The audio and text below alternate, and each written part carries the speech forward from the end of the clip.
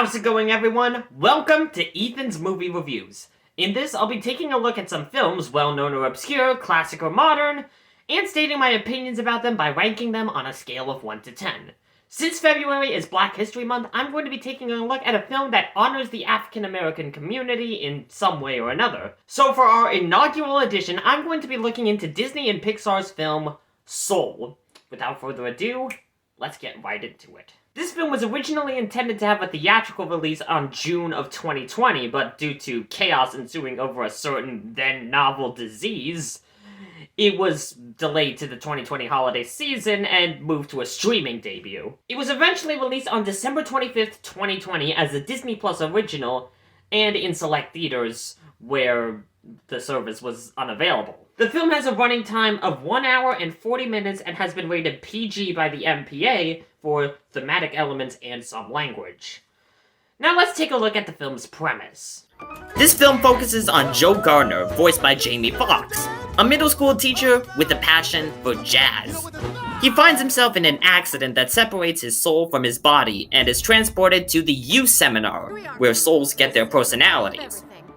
And with the help of one of the souls in training, soul number 22, voiced by Tina Fey, he sets out to get back to his body as soon as possible. Overall, this film is truly amazing. I mean, at the 2021 Oscars, it won the Academy Award for Best Animated Feature. I mean, quite deservingly. You'll see why in just a bit. It also won for Best Original Score. The music was done by Trent Reznor and Atticus Ross, and it was also nominated for sound. Also, I must point out that Pixar basically defeated themselves for Best Animated Feature. Their other film, Onward, released earlier that year, was also nominated in that category. I'm gonna go ahead and tell you, being a lifelong Pixar fan myself, this film has pretty much everything you've come to expect from any of Pixar's films. A terrific voice cast, a great story, a bunch of laughs, inside jokes to look for in the background, and of course, animation that never fails to impress.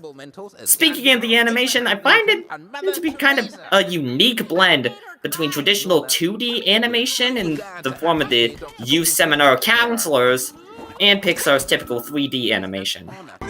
The story is also fantastic as always, and the timing, in my opinion, was just perfect.